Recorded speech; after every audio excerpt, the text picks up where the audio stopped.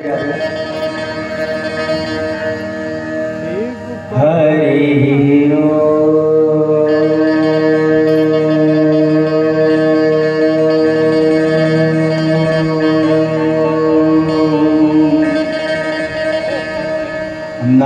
परमहंस स्वादितजनमकरन्दाय नमः। श्रीभक्तवत्सलाय नमः। श्रीवेदपुरुषाय नमः।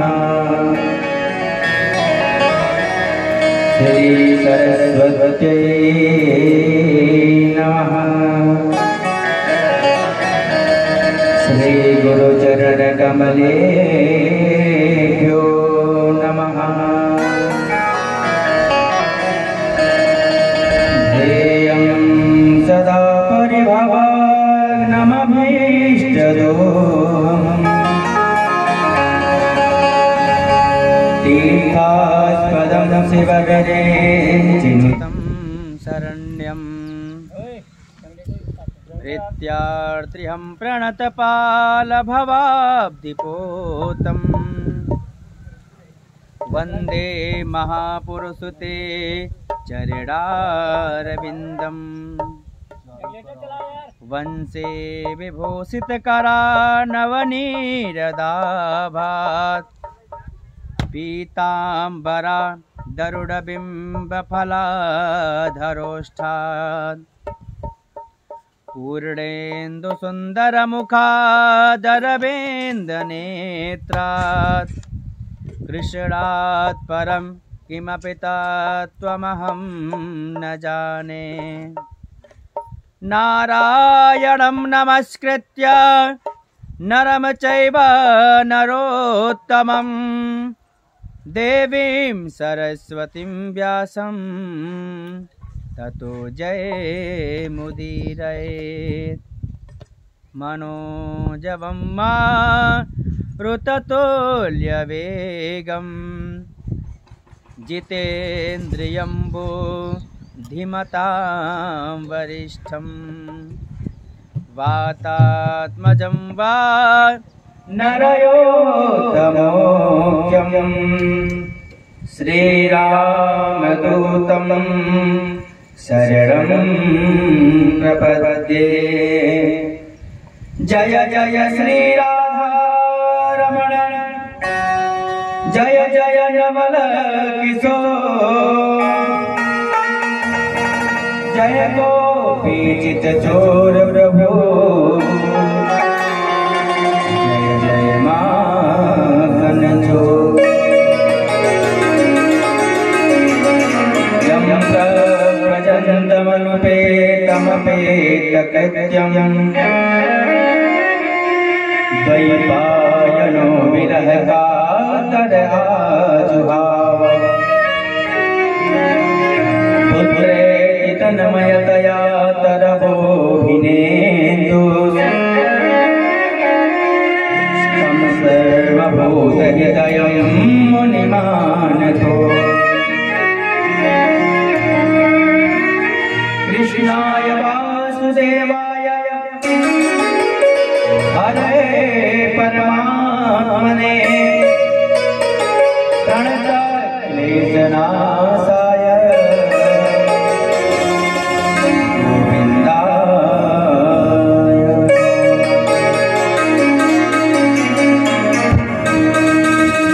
सच्चिदानन्दरूपाय विश्वोत्पत्त्यादिहेतवे तापत्रय विनाशाय श्रीकृष्णाय वयं नुमः। या देवी सर्वभूतेषु दुर्गारूपेण संस्थिता नमस्तस्यै नमस्तस्यै नमस्तस्यै नमो नमः।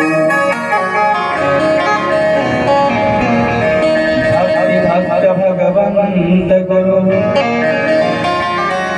चतुर नाम बहु इनके पद वंदन की नासत वेग नयन नासत वेग नयन। बोलिए श्रीमद् भागवत महापुराण की जय हो। बोलिए देवपायन वेदव्यास जी महाराज की जय हो। बोलिए शिवदेव भगवान की जय हो। वृंदावन बिहारी लाल की जय हो। बोलिए श्री राधे रानी सरकार की जय हो। बोलिए हनुमान जी महाराज की जय हो। बोलिए तीर्थराज प्रयागराज महाराज की जय हो। जय जय श्री राधे। परम मंगलमय अकारण करुणा भरणालय तड़ित विनंदित पीतांबरधारी श्री बालकृष्ण लाल की वांगमयी प्रतिस्वरूपा श्री राधा रानी के पाद पद्मों का स्मरण करते हुए ध्यान करते हुए प्रणाम करते हुए आइए आज हम सभी तृतीय दिवस की कथा में प्रवेश करें। उससे पहले आइए हमारे पूज्य महाराज जी का आगमन हुआ है और बड़ी दूर से चल के आपके पास आए हुए हैं और कहा गया है अगर संत ब्राह्मण का दर्शन मिल जाए तो महाराज पाप जो है वहीं पर खत्म हो जाएगा। तो बड़े भाग से वैष्णव संत का दर्शन प्राप्त होता है। तो हम व्यास मंच से आपको सादर प्रणाम करते हैं कि आप समय निकाल करके आप यहाँ आए। इस व्यास मंच से आपको प्रणाम है। तो आज हम सभी कथा श्रवण करेंगे क्योंकि आज की कथा भक्त और भगवान की कथा बतलाया गया है। कल हमने सुना कि कैसे हिरण्याक्ष ने पृथ्वी का हरण करके समुद्र में छिपा दिया था, जल में छिपा दिया था और भगवान वाराह का अवतार लेकर के कैसे समुद्र से धरती को निकाले थे। तो आइए आज हम सभी कथा में प्रवेश करने से पहले कुछ नाम संकीर्तन करें, उसके बाद हम सभी कथा में प्रवेश करेंगे। बड़े भाव के साथ ताली सभा करते हुए संकीर्तन करेंगे। ओ मेरे सरकार का दीदार बड़ा प्यारा है, ओ मेरे सरकार का दीदार बड़ा प्यारा है। कृष्ण मेरो प्यारा गोविंद मेरो प्यारा है। कृष्ण मेरो प्यारा गोविंद मेरो प्यारा, कृष्ण मेरो प्यारा गोविंद मेरो प्यारा है। कृष्ण मेरो प्यारा गोविंद मेरो प्यारा। मेरे सरकार का दीदार बड़ा प्यारा है, मेरे सरकार का दीदार बड़ा प्यारा। कृष्ण मेरो प्यारा गोविंद मेरो प्यारा है। कृष्ण मेरो प्यारा गोविंद मेरो प्यारा है।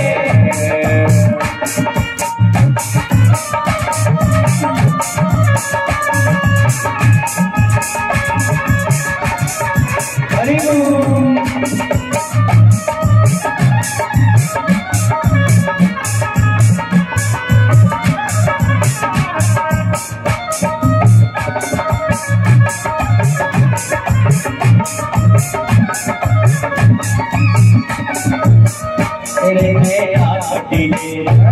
मोटे रसीले मोटे मोटे रसीले को चीर दिया जिगर घायल किया, दिल को चीर दिया जिगर घायल किया, दिल को चीर दिया घायल किया, दिल को चीर दिया जिगर घायल किया।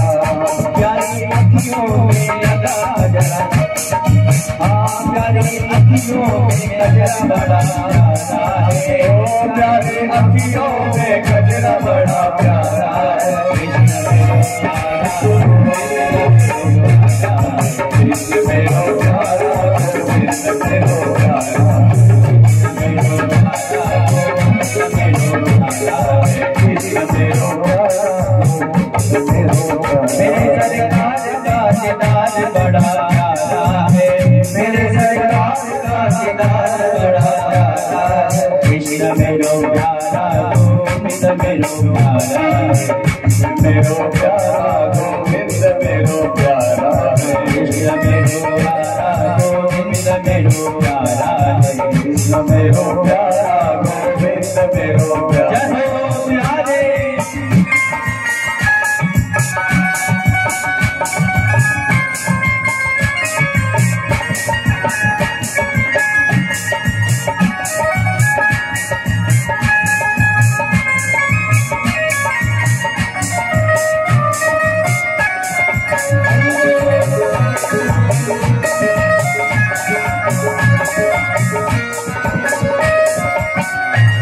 प्यारे अदा ने मुझे बेचैन किया, तेरी प्यारी अदा ने मुझे बेचैन किया। तूने लूट लिया जिगर घायल किया, तूने लूट लिया जिगर घायल किया। तेरा दीवाना तो श्याम जग सारा है, तेरा दीवाना तो श्याम जग सारा।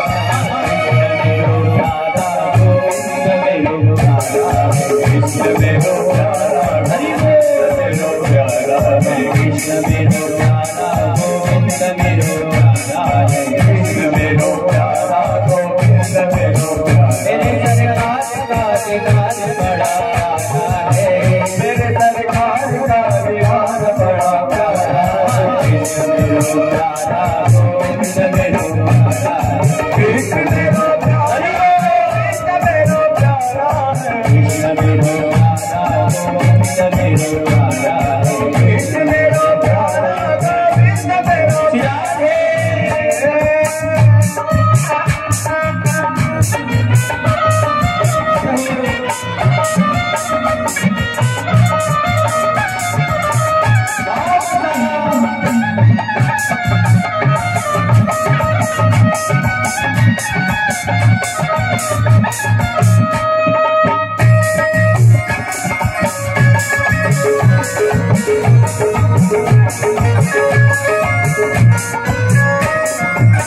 वो मेरे श्याम पिया तेरे दिल धड़क दिया, वो मेरे श्याम पिया तेरे दिल धड़क दिया। प्रेम तुमसे किया तूने क्या जादू किया, प्रेम तुमसे किया तूने क्या जादू किया। प्रेम तुमसे किया तूने क्या जादू किया, प्रेम तुमसे किया तूने क्या जादू किया।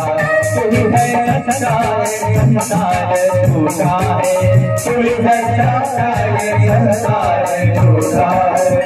हाँ हाँ कृष्ण मेरो प्यारा गोविंद मेरो प्यारा, कृष्ण मेरो प्यारा गोविंद मेरो प्यारा, कृष्ण मेरो प्यारा गोविंद मेरो प्यारा, कृष्ण मेरो प्यारा गोविंद मेरो प्यारा।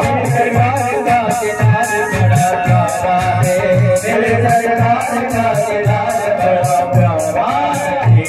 मेरो प्यारा गोविंद मेरो प्यारा, कृष्ण मेरो प्यारा गोविंद मेरो प्यारा, कृष्ण मेरो प्यारा गोविंद मेरो प्यारा, कृष्ण मेरो प्यारा गोविंद मेरो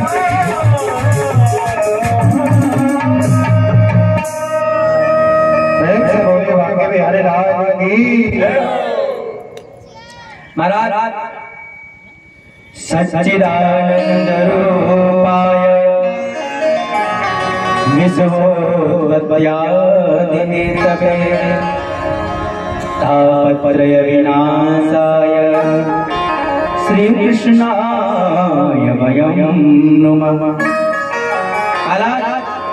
कल कथा हम सभी बड़े भाव के साथ श्रवण कर रहे थे कि कैसे भगवान ने वाराह अवतार लेकर के पृथ्वी को उबारा था।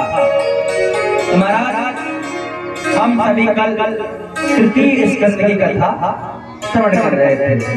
आज हम सभी चतुर्थ स्कंद पर प्रवेश करेंगे और मनु कन्याओं का वर्णन कथा श्रवण करेंगे। महाराज मनु महाराज की बड़ी बेटी अकुति का विवाह रुचि प्रजापति के साथ पुत्रिका धर्म का आश्रय लेकर के हुआ था और इनके घर साक्षात यज्ञ नारायण भगवान प्रकट हुए थे और यज्ञ नारायण भगवान का विवाह दक्षिणा नाम की कन्या से हुआ था। इसीलिए पूजा पाठ में यज्ञ में जो पंडित जी दक्षिणा चढ़वाते हैं ना, ये कोई दक्षिणा नहीं है, ये जान लीजिए यज्ञ की पत्नी है। यज्ञ की पत्नी का नाम क्या है? दक्षिणा। इसलिए कोई भी पूजा पाठ कर लीजिए, जब तक आप दक्षिणा नहीं चढ़ाएंगे तब तक आपका पूजा व्यर्थ है।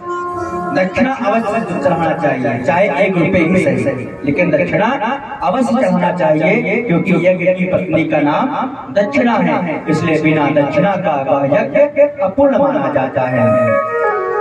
सुखदेव जी कहते हैं, परीक्षित मैत्रेय मुनि विदुर जी को यह प्रसंग सुनाते हुए बोले, विदुर जी, देवहूति माँ की 9 बेटियां हुई, उनमें अनसुईया का विवाह अत्रि मुनि जी के साथ हुआ। महाराज इनकी कोई संतानें नहीं थी, तो महाराज तपस्या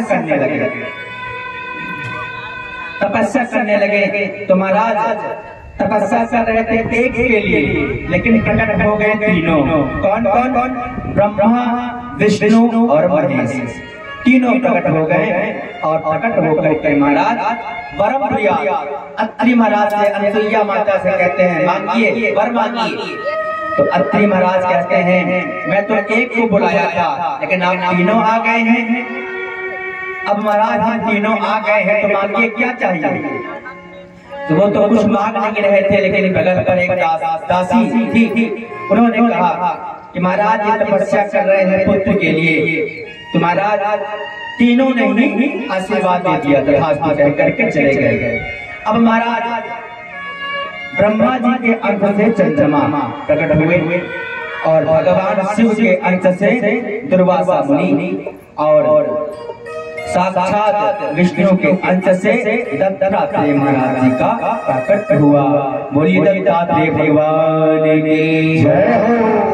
सोमो ब्राह्मणो सेन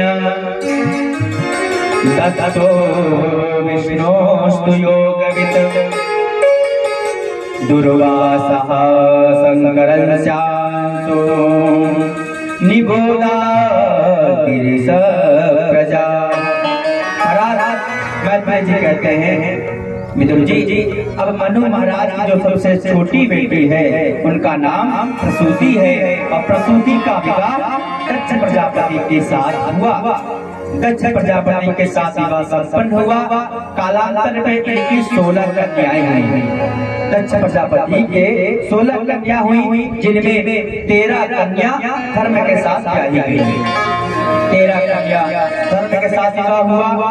एक कन्या का विवाह स्वाहा के साथ हुआ, मतलब अग्नि स्वाहा जिसका नाम था अग्नि के साथ हुआ, और एक कन्या जिसका नाम सभा था वो पितरों को ब्याही गई। 15 कन्याओं का विवाह हुआ और जो सबसे छोटी कन्या माता सती थी उनका विवाह दक्ष प्रजापति भगवान भोले जी के साथ हुआ, शंकर जी के साथ हुआ। महाराज सबसे छोटी बेटी सती का विवाह भोले बाबा के साथ हुआ, लेकिन भोले बाबा की कोई संतान नहीं हुई। बाकी तो सबके संतानें हुई, लेकिन भोले बाबा की कोई संतान नहीं हुई। तो मैं जी से पूछ पड़ते हैं विदुर जी, महाराज ऐसा क्यों? सती मैया और भोले बाबा के कोई संतान क्यों नहीं हुई? तब महाराज अब शंकर भगवान की कथा बड़े ही विस्तार से श्रवण करा रहे हैं। श्रूयतां ब्रह्मर्षयो मे सहदेवा सहाग्नयः साधूनां ब्रवतो वित्तं नाज्ञानान् चमत्सरा। जब ब्रह्मा जी ने अपने सबसे प्रिय पुत्र दक्ष को प्रजापति घोषित कर दिया, तो तब से दक्ष प्रजापति इतना घमंड से भूल गया महाराज कि अपने आगे किसी को कुछ समझता नहीं था। अब महाराज सभा बैठी, दक्ष प्रजापति को प्रजापति घोषित करने के लिए, मुकुट पहनाने के लिए सभा तैयार हुआ। तो सभा बैठी है, जैसे ही सीना तान कर अकड़ कर महाराज घमंड के साथ महाराज सभा में प्रवेश करता है दक्ष, तो क्या कहता है कि सब कोई खड़े होकर के उनका स्वागत कर रहे हैं, सम्मान कर रहे हैं, लेकिन 3 लोग खड़े नहीं हुए। कौन कौन कौन? ब्रह्मा, विष्णु और महेश, ये तीनों लोग खड़े नहीं हुए। तो आंखें लाल हो गई दक्ष की, चलो ये ब्रह्मा जी नहीं खड़े हुए, ये तो मेरे पिताजी हैं, इनको छोड़ो। ये विष्णु जी नहीं खड़े हुए, इनको भी छोड़ो, ये जगत पिता है। लेकिन ये शंकर क्यों नहीं खड़ा हुआ? ये तो मेरा दामाद लगता है, ये क्यों नहीं खड़ा हुआ? आंखें लाल हो गई। महाराज बड़ी बड़ी गाली देने लगा और कहता है अयं तु लोकपालानां यशोगुणो निरपत्रपः। ध्यान से सुनो सब कोई, अगर सभ्य की सभा हो और कोई असभ्य आकर के बैठ जाए तो उस सभा की सभ्यता बिगड़ जाती है। अगर यहाँ पर सब जमीन पर बैठे हैं और कोई आकर के यहाँ पर आकर के सिंहासन पे, इससे ऊंचा आसन पे बैठ जाए तो महाराज तो वो असभ्य कहलाएगा। तो महाराज सारा जनता, सारे पब्लिक एक दूसरे को देख रहे हैं, भैया यहाँ पर असभ्य कौन आ गया है। जब इधर इधर सब देख रहे हैं तो दक्ष कहता है अरे इधर उधर क्या देखते हो, इसे देखो शंकर को। अरे मुझे इसे अपना दामाद कहने में लज्जा रही है। तो महाराज जब शंकर भगवान की तरफ उंगली किया तो महाराज गृहीत्वा मृगसावाक्षा पाणिनिमर्कटलोचना, किसी ने कहा कि अगर शंकर जी में आपको इतना दोष दिखाई पड़ रहा है तो अपनी कन्या का विवाह क्यों कर दिए, ना करते? तो कहता है अरे राम राम राम, तुमने क्या कहा? मैं अपनी कन्या का विवाह इससे करता, इससे बंदर जैसी आंखों वाले के साथ करता। महाराज पाणी मरकट लोचन, यानी इस बंदर जैसे आंखों वाले के साथ मैं विवाह करता। अब उधर नंदी जी खड़े थे, नंदी जी की आंख टेढ़ी हो रही है, मेरे स्वामी को जब से देख रहा हूँ गाली दे रहा है, लेकिन भोले बाबा इशारा कर रहे हैं, कुछ बोलना नहीं। तो महाराज मैं तो ब्रह्मा जी के, मैं अपने पिताजी के कहने पर अपनी मृगलोचनी कन्या का विवाह इस मरकट जैसे के साथ मैंने विवाह कर दिया। नहीं तो मैं कभी अपनी मृगलोचनी, कहाँ मेरी कन्या सुकोमल कोमल सी है और कहाँ ये बंदर जैसे आंखों वाला। महाराज जब जब इतने पर भी शंकर भगवान नहीं खड़े हुए तो और आत्मा टेढ़ी हो गई और गुस्सा आ गया, क्योंकि भोले बाबा तो एकदम भोले बाबा है। एक दिन क्या हुआ कि सांप और बिच्छू रोते रोते महाराज भगवान के पास, भोले बाबा के पास पहुंचे। कहते हैं महाराज हम सब कहीं भी जाते हैं तो हम सबका मुंह कुचल करके मार दिया जाता है। अरे हमारी भी इच्छा होती है कि हम सबका भी लालन पोषण हो, हम सबको भी पाला जाए, हम सबको पुचकारे प्रेम करें, लेकिन कहीं हम सब जाते हैं तो हमारा मुंह कुचल कर मार दिया जाता है। भोले बाबा कहते हैं चलो जिसका कोई नहीं उसका मैं, आ जाओ मेरे घर पर, मेरे ऊपर। फिर क्या था, भुजगेंद्र हारा। महाराज गले पर सर्प धारण कर लिए और महाराज हाथों की माला पहन लिए, महाराज अपने हाथ पर महाराज सर्प का धारण कर लिए, भुजगेंद्र हारा। ऐसे भोले बाबा है। इस प्रकार एक दिन भूत प्रेत भी आ गए भोले बाबा के पास। महाराज हम सब कहीं जाते हैं तो तांत्रिक को बुला करके छू छू करके बोतल में बंद करवा देते हैं। तो भोले बाबा कहते हैं चलो तुम्हारा भी यही हाल है, जिसका कोई नहीं उसका मैं। तो भूत प्रेत जितने भी हैं सब भगवान के गड़बड़ में भोले बाबा। इसलिए भोले बाबा सबको अपना बना लिए। भूत प्रेत महाराज सर्प बिच्छू देवी कीड़े मकोड़े सबको अपना चेला बना लिए। ऐसे भोले बाबा हमारे हैं और ऐसे भोले बाबा को दक्ष प्रजापति गाली दे रहा है। इस मरकट जैसे बानर के साथ, बंदर जैसी आंखों के साथ मैं प्रेम त्रिलोचनी कन्या का विवाह कर दिया, मैं कभी नहीं करता। लेकिन अपने पिता के कहने पर, ब्रह्मा जी के कहने पर मैंने विवाह कर दिया। लेकिन नंदी जी से अब बर्दाश्त नहीं हुआ, क्योंकि शिष्य का धर्म यही है, अगर कहीं गुरु का अपमान हो रहा हो और शिष्य मौजूद हो और शिष्य के सामने गुरु की निंदा हो रही है तो महाराज समझ लो फिर उससे ज्यादा पाप लगता है शिष्य को कि आपके रहते गुरु की गाली कैसे दे गया। क्यों? इसी बात को हमारे दोस्तों में दास जी कहते हैं, हरि हर निंदा सुनई जो गाना होई पाप गौ घात समाना। हरि हर निंदा सुनई जो गाना होई पाप गौ घात समाना। हरि हर निंदा सुनई जो गाना होई पाप गौ घात समाना।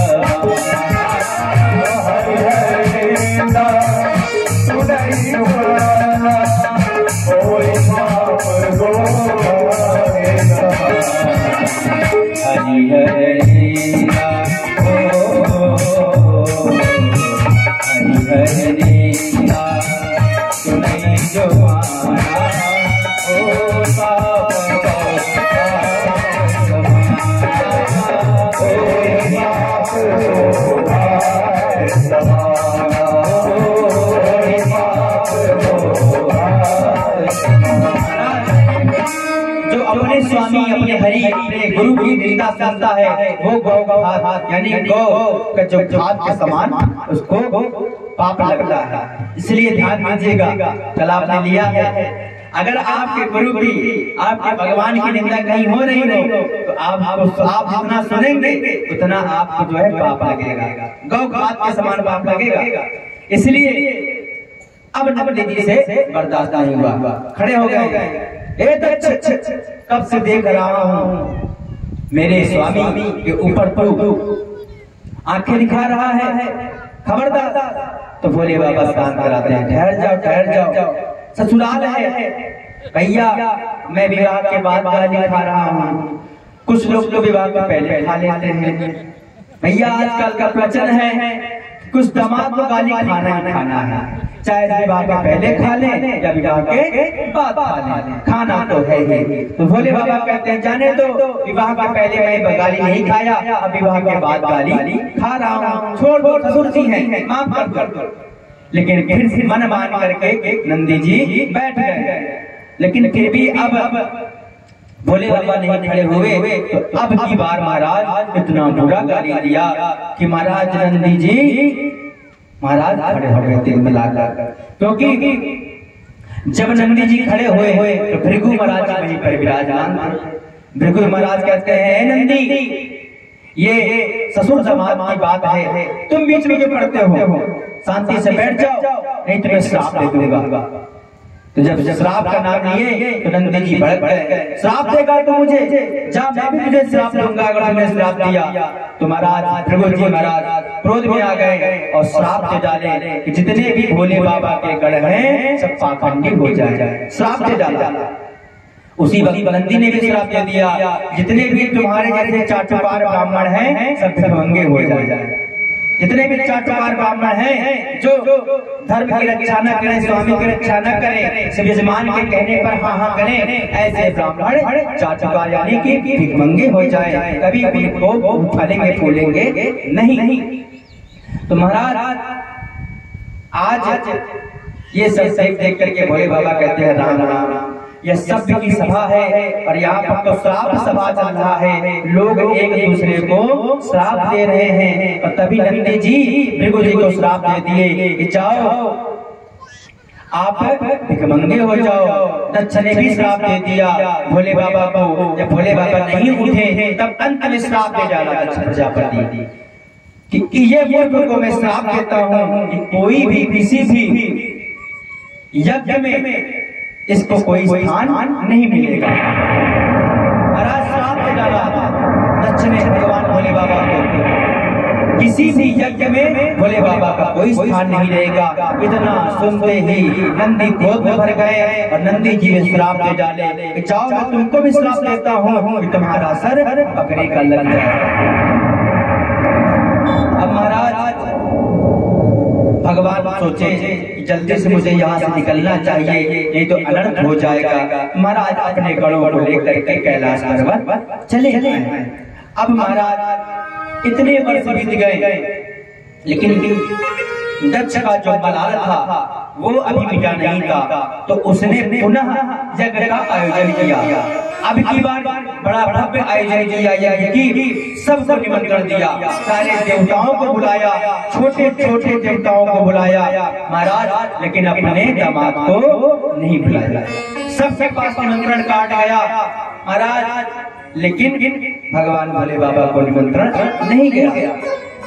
अब देखिए, अगर पड़ोसी के यहाँ किसी विशिष्ट प्राणी का निमंत्रण आ जाए, जैसे प्रधान हुए महाराज, विधायक हुए, ब्लॉक प्रमुख हुए, अगर किसी के यहाँ निमंत्रण आ जाए और पड़ोसी के यहाँ ना निमंत्रण दिया हो तो वो जानबूझकर चिल्लाते हुए जाएगा, अरे भाई आज ब्लॉक प्रमुख के यहाँ निमंत्रण है, वहाँ जाना है, पड़ोसी को जलाता है। सब देवता जानते हैं कि भोले बाबा को निमंत्रण नहीं मिला है, लेकिन फिर भी जानबूझ करके उनके कैलाश के ऊपर से अपना विमान लेके जा रहे हैं। अब महाराज भोले बाबा को सब जानते हैं, भोले भाले हैं, कैलाश में महाराज ध्यान लगाए हैं, अपना मस्त है ध्यान में, लेकिन पार्वती मैया सुबह से देख रही है कि लाइन लगी है विमान की, ये सब कहाँ जा रही है। तो महाराज बड़ा आश्चर्य हुआ, पास जा करके एक विमान रोकती है, ए बहन कहाँ जा रही है। अब देखिए उसको बताने का तरीका, वो जानती है कि यहाँ निमंत्रण नहीं आया है, अब कैसे परिचय दे रही है, कैसे बता रही है, अरे बहन तुझे नहीं पता, अरे तेरे पिता ने तेरे मायके में बहुत बड़ा यज्ञ होने वाला है और सब देवताओं को, सब देवियों को, यहाँ तक कि मानव दानवों को बुलाया गया है, क्या तुम्हें नहीं बुलाया गया है। इतना सुनते ही सती मैया दुखी हो गई। राम मैं अपने पिताजी की सबसे लाडली बेटी हूँ, सबसे छोटी बेटी हूँ, और पिताजी मुझे भूल गए। लेकिन एक बेटी का कर्तव्य है कभी अपने पिता और माता की निंदा न करती है और न सुनती है। आप नोटिस किए होंगे जितने हमारे भाई बैठे हैं, कोई भी पत्नी अपने मायके की बुराई करती है क्या? अपने भाई की, अपने माता पिता की बुराई करेगी? कभी नहीं करेगी, लाख बुरे होंगे। लेकिन हाँ, सास ससुर की, जेठ जेठानी देवरानी की बुराई जरूर करेगी, लेकिन मायके की बुराई नहीं करेगी, क्योंकि मायका कितना भी खराब हो, लेकिन एक कन्या अपने मायके की बुराई नहीं कर सकती है। आज सती मैया ने यही किया, वो बात बना दी, नहीं नहीं बहन निमंत्रण आया है, तुम सब सोचो, हम सभी पीछे पीछे आ रहे हैं। अब विमान मान गया, सती मैया कातर भाव से दुखी होकर के वापस आई और उनको लगा शायद भोले बाबा जी के पास निमंत्रण कार्ड आया होगा, शायद भोले बाबा महाराज भांग ज्यादा पी लिए होंगे, इसलिए मस्त है ध्यान में, बताना भूल गए।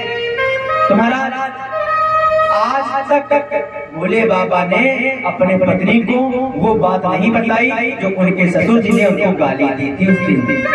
आज तक महाराज अगर दामाद ससुराल मायके चले जाएं, ससुराल चले जाएं और गलती से पानी पीने में विलम्ब हो जाए, देने में विलम्ब हो जाए, तो वापस आकर के अपने पत्नी को गाली देते हैं, तेरी मैया ने लेट पानी दिया, पानी नहीं पूछा, है ना, ऐसा होता है ना, तेरे मायके मेरा कोई सम्मान नहीं हुआ।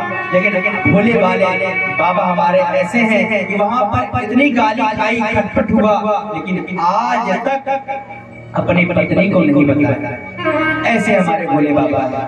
तो महाराज भोले बाबा के पास आती हैं और चरण दबाने लगती हैं, और जैसे ही चरण दबाने लगती हैं तो भोले बाबा का जो ध्यान था टूटता है और धीरे से आंख खोल करके जब देखते हैं कि सती मैया उनका पांव दबा रही हैं, तो तुरंत महाराज उठा करके अपने बगल स्थान पर बैठा दिया और बालों को सहलाते हुए भोले बाबा कहते हैं, देवी क्या बात है? तब सती मैया कहते हैं, महाराज मैं एक पतिव्रता हूं और पतिव्रता का धर्म है कि पति की सेवा करना। भोले बाबा कहते हैं, आज बड़ी सेवा हो रही है, क्या बात है? देवी ये सब करने की आवश्यकता नहीं है, बताओ क्या बात है? तब देवी मैया सती मैया कहते हैं, महाराज तनिक ऊपर तो देखिए। भोले बाबा कहते हैं, देवी मैं सुबह से देख रहा हूँ, सुबह से ऊपर देख रहा हूँ। आपको पता है कि कहाँ जा रहे हैं सब? क्यों तुम्हें पता है? बताओ कहाँ जा रहे हैं?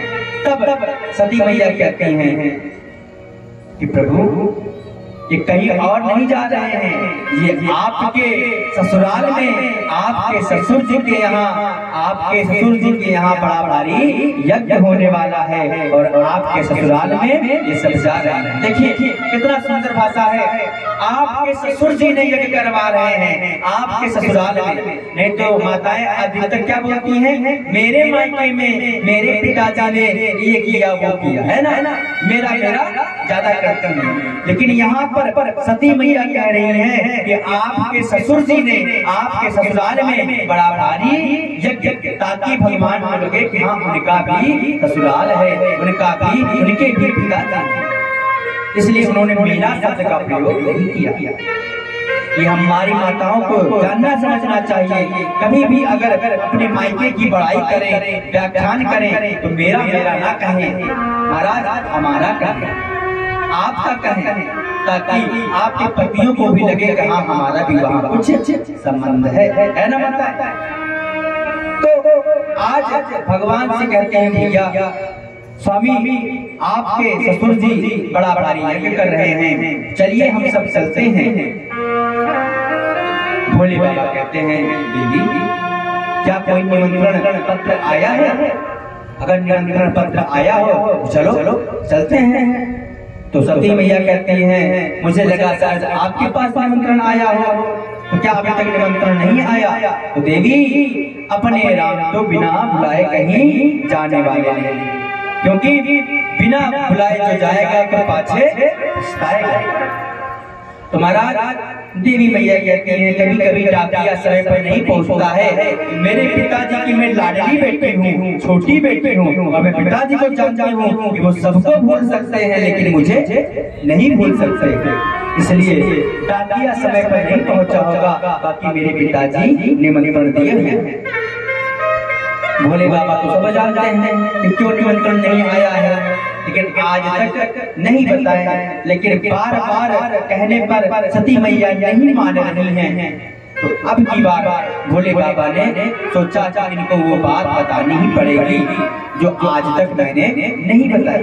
तो आज सारा व्याख्यान, सारा बात बताते हैं कि देवी तुम्हारे पिताजी तो थोड़ा मेरा खटपट हो गया, मेरा क्या हुआ, उन्होंने मुझे गाली दी, सारा बात बता दिया। सभा में मैं खड़ा नहीं हुआ, तुम्हारे पिताजी को लगा मैं सम्मान नहीं किया और मुझे भला भला बोलने लगे। देवी मुझे गालियां तक दे डाले, जाने दो, पिताजी हैं, गाली देना है तो दे दे, पिताजी हैं, कोई दिक्कत नहीं है, लेकिन निमंत्रण नहीं भेजे देवी तो बिना निमंत्रण के कहीं जाना नहीं चाहिए।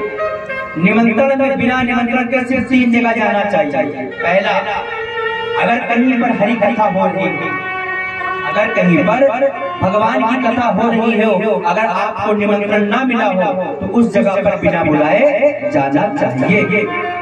उस जगह पर बिना बुलाए चाहिए। आप उस व्यक्ति से बात मत कीजिए, लालता प्रसाद से आप बात ना करें, लेकिन आप आइए सड़क पर खड़े होकर के कथा श्रवण करिए, जो प्रसाद बट रहा है प्रसाद ले करके अपने घर चले जाइए। पहला। दूसरा, अगर किसी का प्राण जा रहा हो और वो आपको बुलाए ना, जैसे कि किसी का एक्सीडेंट हो गया हो और आप गुजर रहे हो, वो आपको बुला नहीं रहा है, तो आपका कर्तव्य बनता है कि आप बिना बुलाए जाकर उसकी मदद करें। तीसरा हुआ कन्या का विवाह। जब कन्या का विवाह हो तो हर गांव वासियों को चाहिए जितना हो सके, अगर घर ना जा सके तो जो आने वाले बाराती हैं उनका बाहर से ही, क्योंकि आपके द्वार से ही बारात जाएगा, जितना हो सके उनकी सेवा भाव करें ताकि आपके गांव की कन्या सकुशल अपने ससुराल चली जाए। 3 जगह बिना बुलाए जाना चाहिए, शास्त्र हमारा कहता है। लेकिन और जगह बिना बुलाए कहीं नहीं जाना चाहिए, नहीं तो अपना सम्मान आप खो बैठोगे। क्योंकि रहे मन में धागा प्रेम का मत तोड़ो झटका, टूटे से फिर ना जुड़े, जुड़े गांठ पड़ जाए। महाराज जब एक बार रिश्तों में संबंधी में अगर खटपट हो जाता है तो महाराज जिंदगी भर में वो गांठ बन जाता है। आपने देखा होगा कि अधिकतर भाइयों में प्रेम रहता है, लेकिन क्या ऐसा होता है कि विवाह के बाद आपस में भाई में खटपट हो जाता है, अलग हो जाता है? ऐसा क्या रीजन, क्या कारण? कारण कुछ नहीं, कारण बस यही है कि आपसी आपका तालमेल नहीं है। अगर आप तालमेल से काम करोगे, जो आज की बाहर जो से लड़की आई है आपके यहाँ, तो लाख कितना भी प्रयास करे, क्योंकि जब जो व्यक्ति बचपन से अपने भाई को नहीं पहचान पाया वो जिंदगी में और क्या पहचानेगा। उसी प्रकार आपका विवेक सबसे बड़ा चीज होता है। कभी भी कोई भी कार्य कीजिए, चाहे वो बच्चे कहें आपसे, चाहे आपकी पत्नी कहे, आप हमेशा अपने विवेक से काम कीजिए। कभी भी अपने बच्चों के कहने पर किसी से लड़ाई मत कीजिए, अपने पत्नी से कहने पर कभी कभी से बहस कीजिए। पहले समझिए, तौलिए, फिर उसके बाद बोलिए, क्योंकि पुरुष का विवेक ही सबसे बड़ा होता है, और जिस पुरुष के अंदर विवेक मर गया उसके अंदर सब कुछ मर गया। इसलिए हर पुरुष को चाहिए कि अपने विवेक का परिचय दें और विवेक से हर चीज को ऐसा चले कि आपका परिवार एक साथ एकजुट रहे। अलग अलग हो गए हैं तो लेकिन भाई भाई में प्रेम बना रहना चाहिए, देवरानी जेठानी में प्रेम बना रहना चाहिए। दुनिया अलग होकर आई है, कोई आप हम नहीं है, ऊपर से सब अलग होके आए हैं, लेकिन अलग होना ही है, लड़ाई झगड़ा से नहीं। प्रेम के साथ अलग होइए, बंटवारा कीजिए और प्रेम के साथ आपस में सब मिल बैठ के रहिए, ये तरीका। लेकिन लड़ झगड़ करके अलग अलग होना ही है, आज नहीं तो कल नहीं तो परसों, इससे खुशी खुशी अलग हो भैया, लड़ाई झगड़ा करके अलग हो, प्रेम से अलग हो, लेकिन भाइयों में, देवरानी जेठानी में प्रेम हमेशा बना रहना चाहिए, ताकि कोई मेहमान आपके घर में आए तो महाराज आप नहीं है, आपका कोई सगी संबंधी आए, आप नहीं है तो आपके जो भैयाऊ है, आपकी देवरानी है, या आपके जेठ जी है, या आपकी जेठानी है, वो बैठा करके आपके मेहमान को सेवा कर सके। कोई गांव वाला आए, कोई बाहरी आए, जैसे हम सब आए हुए हैं, हम सबको कितना अच्छा लगेगा जब सारा परिवार इकट्ठा रहेगा, है ना? हम सबको भी मन गदगद होगा कि आज पूरा परिवार इकट्ठा है। उसी प्रकार के भी ऐसी जगह पर कहीं नहीं जाना चाहिए जहाँ पर सम्मान ना हो, जहाँ पहुँचते ही एक भाई खुश हो और एक भाई मुंह मोड़, ऐसी जगह पर कभी नहीं जाना चाहिए। ये स्वयं शंकर भगवान कहते हैं, जहाँ पर जिस परिवार में प्रेम न हो, जिस परिवार में एकता न हो, उस जगह पर कभी नहीं जाना चाहिए, क्योंकि वहाँ पर आपके अपमान होने की हमेशा चांस रहता है। बोलिए राधे राधे। महाराज आज भोले बाबा ने एक बात उनको बताया, सती मैया को, सती मैया कहते हैं राम राम, आज तक आपने हमें बताया नहीं। तब महाराज भोले बाबा सारा वृत्तांत सुनाते हैं, तो मैया कहते हैं कि ससुराल से तो खटपट होता रहता है, मुझे पता है स्वामी, मेरे पिताजी मुझे बहुत प्रेम करते हैं और पत्र, निमंत्रण पत्र भेजा होगा, पहुंचा नहीं होगा, इसलिए आइए हम सब चलते हैं। तो भोले बाबा बहुत समझाते हैं, देवी मत जाओ, क्योंकि वहां जाने से कुछ बचने वाला नहीं है, क्योंकि एक दृष्टांत के माध्यम से आप श्रवण करें। एक बार एक लोहा और सोना आपस में बात कर रहे थे। लोहा और सोना आपस में बात कर रहे थे। सोना जो है, सोना मतलब स्वर्ण, सोना लोहे से कहता है कि मित्र तू भी पिटता है और मैं भी पिटता हूं, लेकिन जब तू पिटता है लोहा सोने से लोहा कह रहा है। महाराज सोना कहता है लोहे से, तो जब तू पिटता है तो इतना आवाज क्यों करता है? पिटता तो मैं भी हूँ लेकिन मैं इतना आवाज नहीं करता, लेकिन लोहा जब तू पिटता है तो इतना आवाज क्यों करता? तो लोहे ने इतना सुंदर जवाब दिया कि सोने की बोलती बंद हो गई। लोहा कहता है मित्र तुम सोना हो, स्वर्ण हो और मैं लोहा हूँ। मुझे पीटने वाला मेरा सगा भाई लोहा है और तुम्हें पीटने वाला तुम सोना हो, तुम्हें पीट कोई लोहा रहा है। महाराज बाहरी कोई पीटे तो दर्द कम होता है, लेकिन जब अपना बेटा अपना भाई पीटे तो दर्द बड़ा होता है, इसलिए मैं रोता हूँ। सोना लोहा ने इतना सुंदर जवाब दिया, इसलिए मित्र मैं रो रहा हूँ क्योंकि मेरा पीटने वाला मेरा सगा भाई है, मेरा बेटा, इसलिए मैं इतना चिल्ला रहा हूँ, मुझे इतना दुख हो रहा है। तुम्हारा सती मैया कहते हैं कि ऐसी जगह कभी नहीं जाना चाहिए जहाँ पर किसी का मन हर्ष न हो। आवही हरे से नहीं नैन नहीं सरे, तुलसी तहान जाए चाहे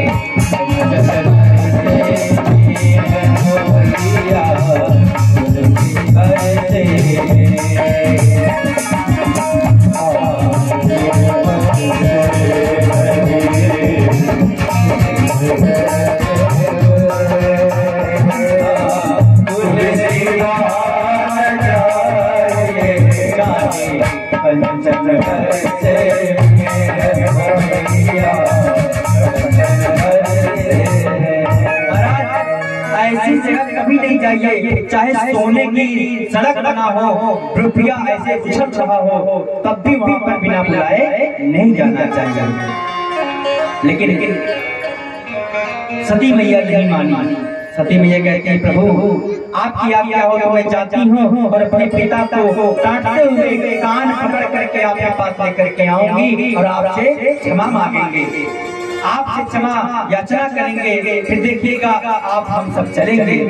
लेकिन भोले बाबा कहते हैं देवी मत जाओ, मैं जानता हूँ क्योंकि मैं तुम्हें जानता हूँ, मैं तो अपमान का घूंट पी लिया, लेकिन तुम मेरी पत्नी हो, मैं तुम्हें जानता हूँ, तुम मेरा अपमान सह नहीं पाओगी, क्योंकि कोई भी स्त्री अपने पति की बुराई नहीं सुन सकती, पति कितना ही बुरा क्यों ना हो। ये पत्नी के अंदर चीज एक खासियत है, वो भले गाली दे दे पति को, पत्नी अपने पति को गाली भले देते, लेकिन दूसरा कोई गाली देता है तो उन्हें बड़ा तकलीफ होती है। इसलिए सती तुम मत जाओ, मैं तुम्हें जानता हूँ क्योंकि मेरी दर्द मेरे अपमान तुम नहीं सह पाओगी। लेकिन नहीं मानी सती मैया, चल पड़ी। भगवान समझ गए कोई नहीं सोई जो राम रचि राखा को तर्क बढ़ावई साधा। महाराज जो भगवान लिखा है वो तो होकर ही रहेगा। भोले बाबा ने बहुत समझाया लेकिन समझ ही नहीं, और महाराज चल पड़ी। भोले बाबा आंख बंद करके ध्यानस्थ बैठ गए। जब भोले बाबा ध्यानस्थ बैठ गए, सती मैया चल पड़ी। रास्ते पर विचार कर रही हैं कि मेरे भोले बाबा कहीं नाराज तो नहीं हो जाएंगे, अरे क्योंकि उनका आज्ञा नहीं है, मैं बिना आज्ञा के जा रही हूँ, कहीं नाराज तो नहीं हो जाएंगे। पुनः वापस आ जाती हैं, लेकिन जब वापस आती हैं फिर विचार करते हैं नहीं मेरे स्वामी तो भोले भाले हैं, एक भांग का गोला इसके दूंगी तो मान जाएंगे, इतने भोले वाले हैं। महाराज जब ये मन में विचार आया, चल चली वापस। फिर जब चल चली तो चुपके से भोले बाबा एक आंख खोल कर देखते हैं, लगता है इस बार सच में चली गई। तुरंत नंदी को आदेश देते हैं, नंदी सारे गणों को लेकर के जाओ और सम्मान पूर्वक इनको उनके मायके छोड़ करके आओ। अब महाराज नंदी भैया भागे भागे जा रहे हैं और मैया के सामने कहते हैं मैया हम सब दास के रहते हुए आप पैदल जा रही हैं, बैठिए मेरे पीठ पर।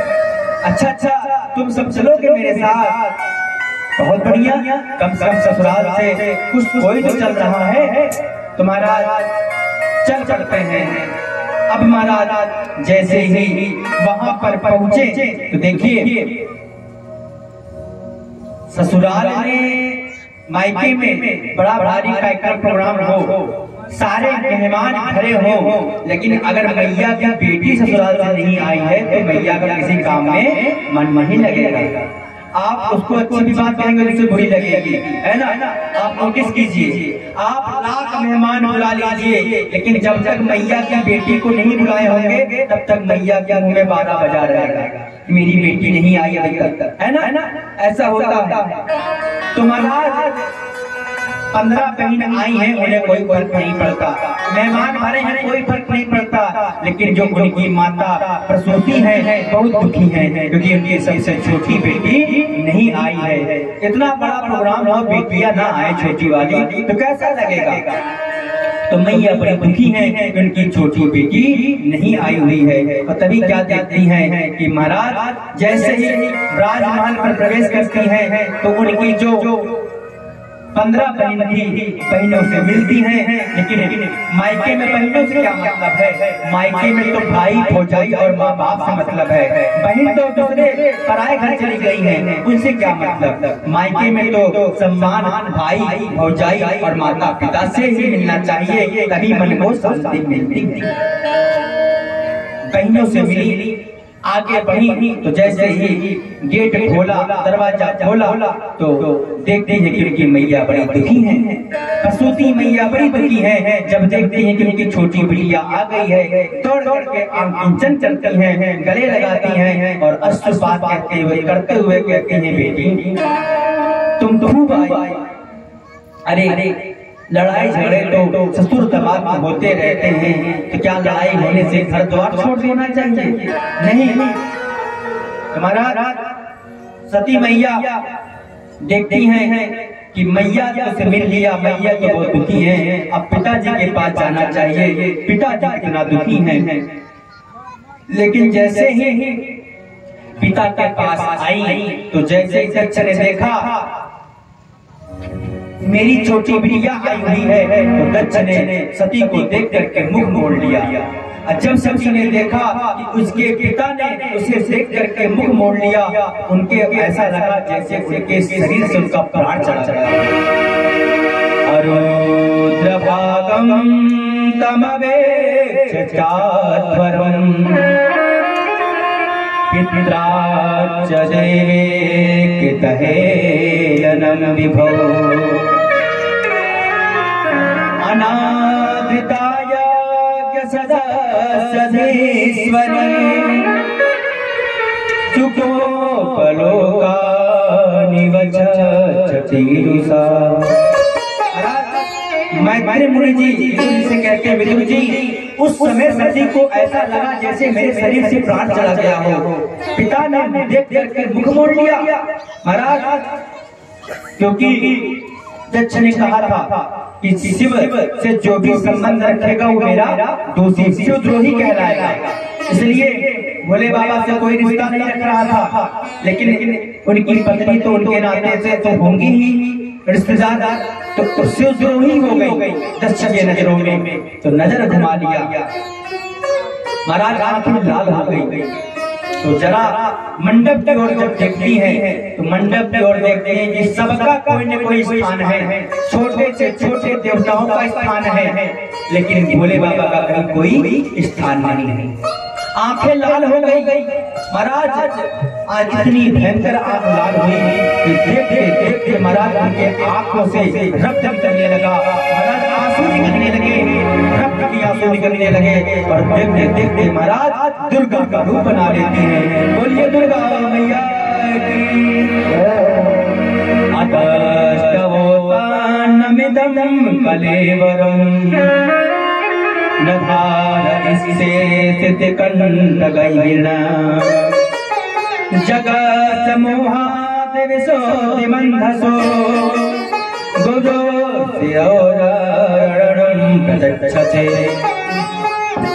आंखें लाल है, गरजते हुए कहते हैं, दक्ष तूने पद क्या पाया तो इतना घमंड से चूर हो गया, इतना मद में आ गया कि मेरे स्वामी का अपने अपमान किया है।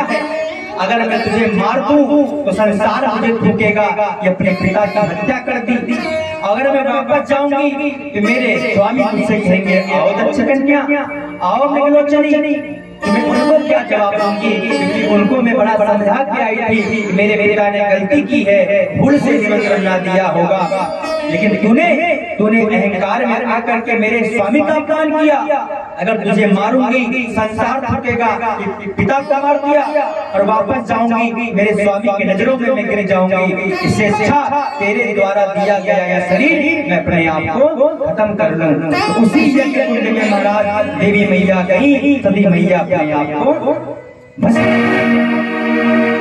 महाराज जैसे देवी मैया अपने आप को भस्म की, सारे गण जितने भगवान के थे महाराज तुरंत जितने भी वहां पर भंडारे थे, जितने भी वहां पर परिकर बैठे थे महाराज भयंकर युद्ध छिड़ गया। सबने मारो काटो कह करके सारा जो यज्ञ था तहस नहस कर दिया। महाराज भृगु जी ने अपने शक्तियों को प्रकट कर दिया और शक्तियों को प्रकट करके सारे जो भगवान के गण थे भगवान भोले बाबा के सबको मार के भगा दिया। अब इधर जब नारद जी भोले बाबा को बता दिए कि भगवान सती मैया अब नहीं, जब इतना सुनते हैं भोले बाबा कि सती मैया अब नहीं, तो भोले बाबा कहते हैं कि अब तक तो मैं दक्ष को इसलिए छोड़ रहा था क्योंकि मैं उसको ससुर जी मान रहा था, क्योंकि मेरी पत्नी के पिता थे। जब मेरी पत्नी ही नहीं तो अब काहे का रिश्ता। तुरंत महाराज क्रोध में भर करके अपना जटा पकड़ते हैं और जमीन पर पटक देते हैं। तो उसी वक्त वीरभद्र प्रकट हो जाते हैं। बोलिए वीरभद्र भगवान की महाराज वीरभद्र जब प्रकट होते हैं तो कराल दशो जलधर मूर्धजः कपाल माली विविधो दधा। महाराज आज्ञा कीजिए, आदेश दीजिए। तो महाराज भोले बाबा कहते हैं भो वीर हे भद्रम, जाओ दक्ष का संहार कर दो, उसके यज्ञ का संहार कर दो। तो महाराज जो भूत प्रेत पिट करके आ रहे थे, जब देखते वीरभद्र साथ में मिल गए महाराज, जब सेनापति सेना नायक मजबूत मिल जाता है तो सैनिकों में जोश आ जाता है। जब देखते कि सेनापति वीरभद्र हैं तुरंत महाराज भूत प्रेतों में पूरा जोश आ गया और महाराज युद्ध के लिए आगे बढ़े। और जैसे वीरभद्र प्रजापति के पास गए तो महाराज सबके सब भागने लगे और तुरंत वीरभद्र ने आदेश दिया भूत प्रेतों को सबको बंदी बना लो, किसी को मत छोड़ना। इधर महाराज आते हैं और भृगु जी महाराज आते हैं तो भृगु जी अपने शक्तियों के द्वारा प्रकट करते हैं शक्तियों को, लेकिन महाराज वीरभद्र जी उन सबको मारकर भगा देते हैं। अब महाराज वेग से आते हैं और महाराज अपने खड़ग से दक्ष का सर धड़ से अलग कर देते हैं। बोलिए दक्ष मर्दन भगवान की। महाराज दक्ष का सर धड़ से अलग हुआ। भृगुवमंद मणिमानन वीरभद्र प्रजापतिम चंडीसह भूषणं देवं भगं नंदीश्वरो ग्रहे। जब वीरभद्र ने दक्ष का संहार किया तो महाराज जो देवता खंडित हो गए थे ब्रह्मा जी के पास रोते रोते गए। जब ब्रह्मा जी रोते रोते ब्रह्मा जी के पास गए, ब्रह्मा जी ने समझाया कि तुम लोग उस यज्ञ में क्यों गए, जब मैं नहीं गया, विष्णु नहीं गए और शंकर जी नहीं गए। तुम लोग को समझना चाहिए कि हम तीन देवता वहां पर नहीं गए, तुम लोग को भी वहां नहीं जाना चाहिए, क्योंकि हम तीनों एक हैं। जहाँ ब्रह्मा का सम्मान नहीं, जहाँ विष्णु का सम्मान नहीं, जहाँ शंकर का सम्मान नहीं, वहाँ हम तीनों का सम्मान नहीं। अगर तीनों का सम्मान जहाँ होगा वहाँ हम तीनों पहुँचेंगे, जहाँ तीनों का सम्मान नहीं होगा वहाँ हम नहीं पहुँचेंगे। और जब हम सब नहीं गए तुम सब वहाँ क्यों चले गए, नहीं जाना चाहिए था। अब महाराज सबने क्षमा याचना की, प्रभु क्षमा करें, गलती हो गई। अब हम सबको जो हम सबका शरीर खंडित हो गया है पुनः उसे स्वच्छ करें। तो महाराज कहते हैं ब्रह्मा जी चलो भोले बाबा के पास, वही ठीक करेंगे। फिर क्या क्या महाराज, सभी देवता भगवान के पास।